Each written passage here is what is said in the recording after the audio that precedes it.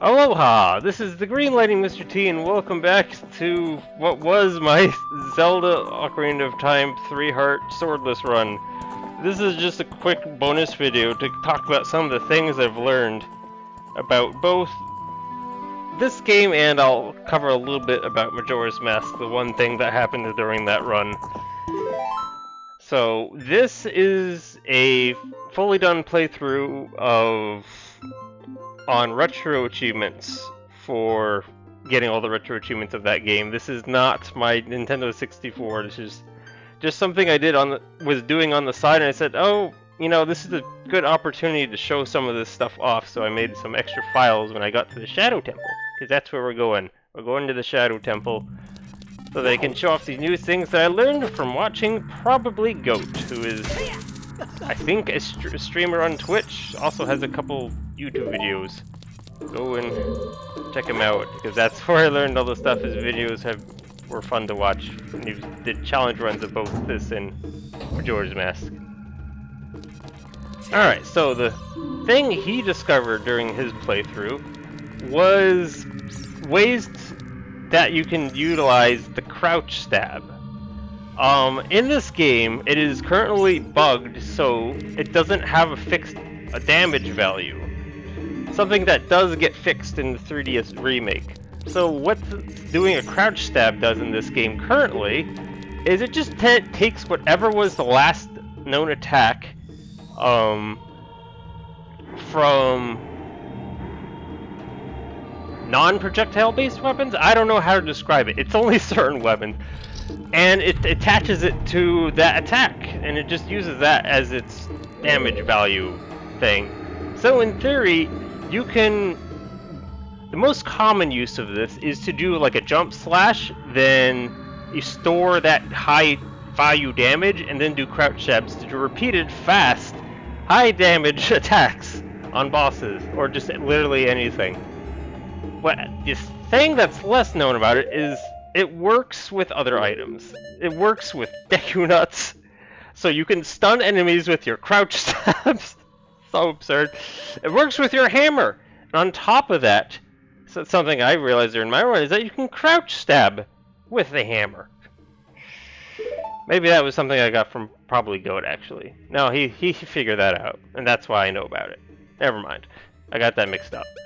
Alright, so basically, if I do a jump attack with the hammer, it actually reaches the threshold of which you can use to damage the boss.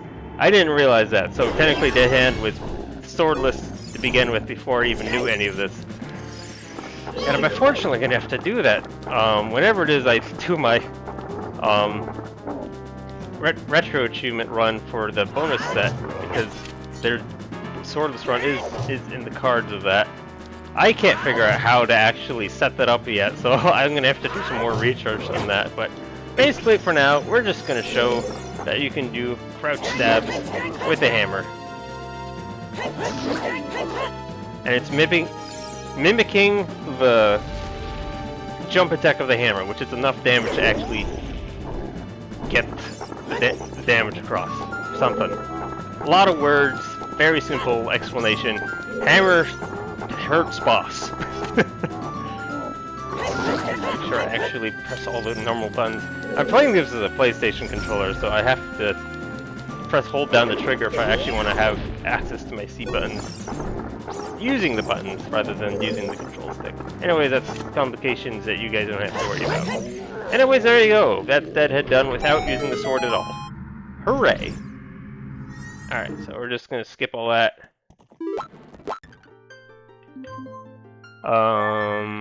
This is the file that set the boss. Okay. I'm gonna speed up a little bit. I'm just used to it at this point, utilizing that. Alright.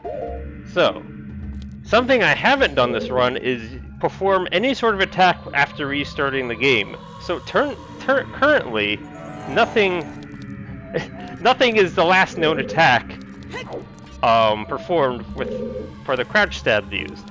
What happens is, because there's nothing has changed yet, the default is the Kokiri sword.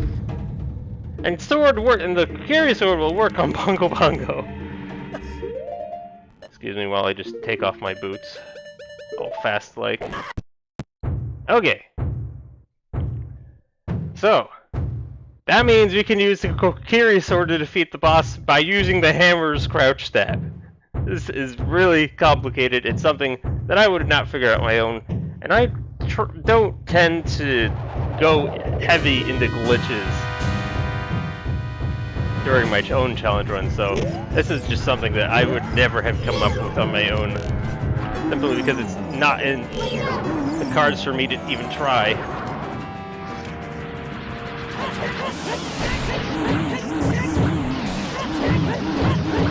Yep, it's working! It's working! You can totally beat the boss this way.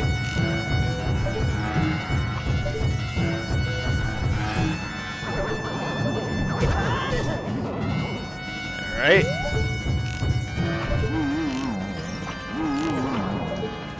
Right, I can just totally do this too, can't I? Yeah, that part still works. No need to get so close with the hammer. Okay, there is a point of getting close with the hammer!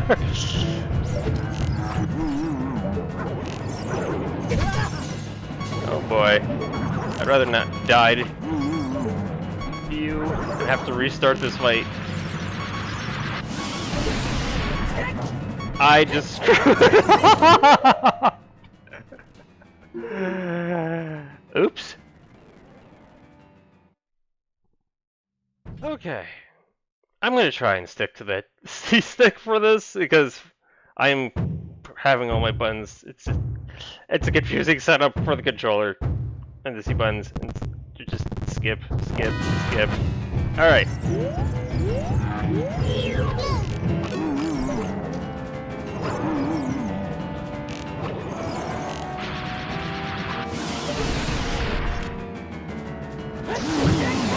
Ah, it's way too confusing having to hold so many buttons down.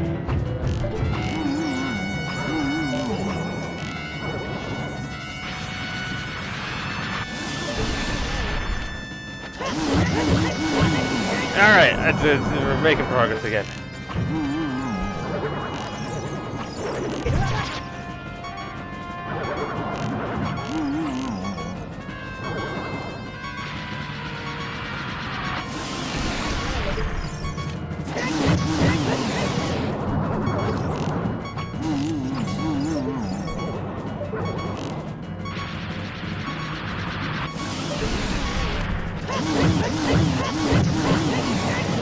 It's gonna take really long because, you know, the Kokiri sword isn't exactly the highest damaging weapon that there is.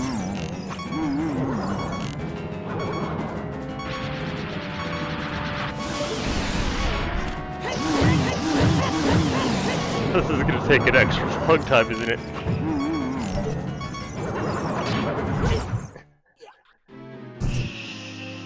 I also don't have freaking hearts. Dang it. Okay, take 3.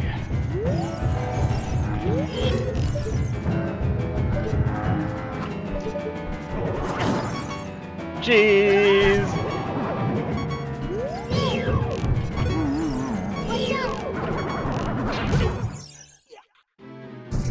How do you fight this guy again?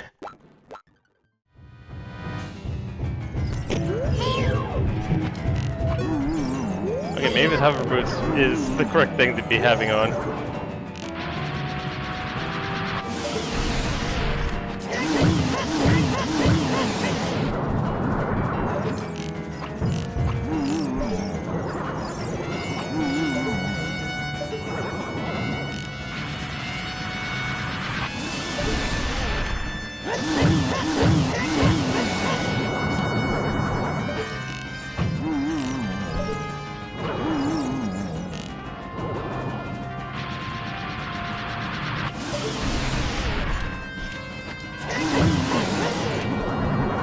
I have to be so careful that I don't accidentally end up swinging my sword instead of the hammer. Oh gosh.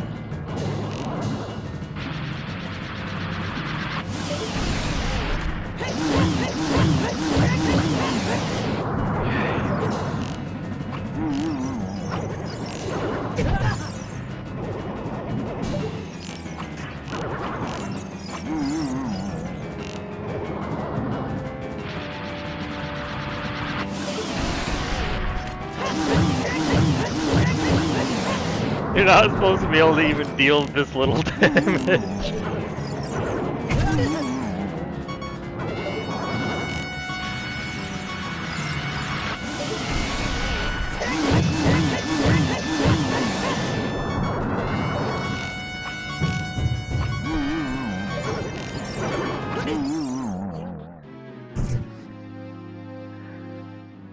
This is really difficult. Maybe if I had some fairies, this would have gone simpler. Yeah, I'm pretty sure I had fairies in my normal run, didn't I?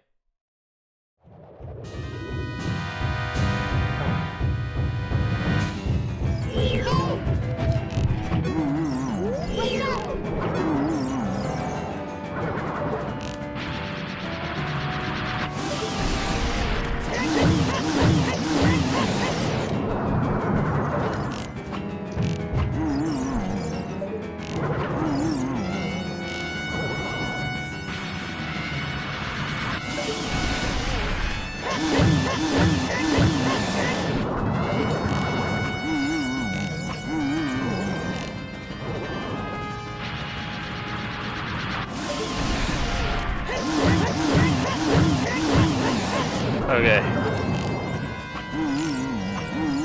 I think I've got to use either pattern.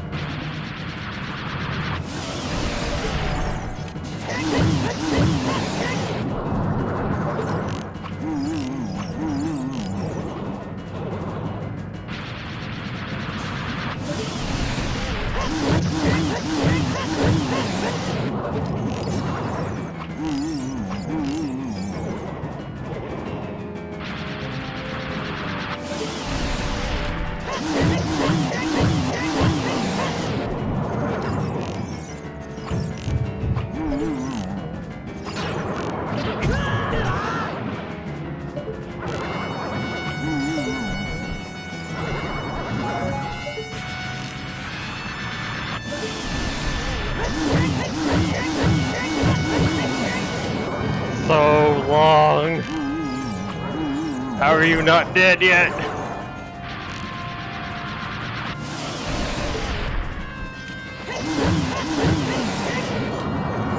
I'm getting all my buttons messed up.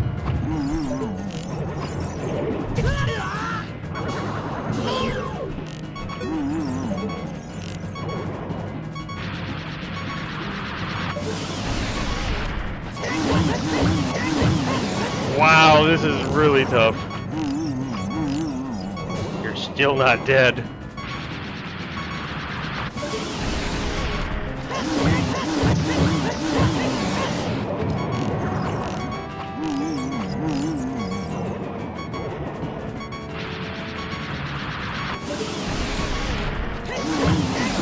Oh my god, I did it. Oh my god, that fight is really hard when it's that long.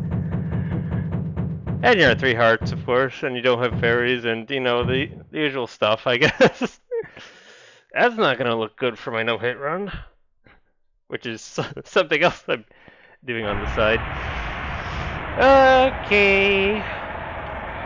Well, I've proven that I can get through the Shadow Temple without using my sword. I will forgive the Shadow Temple now for ruining my swordless run now.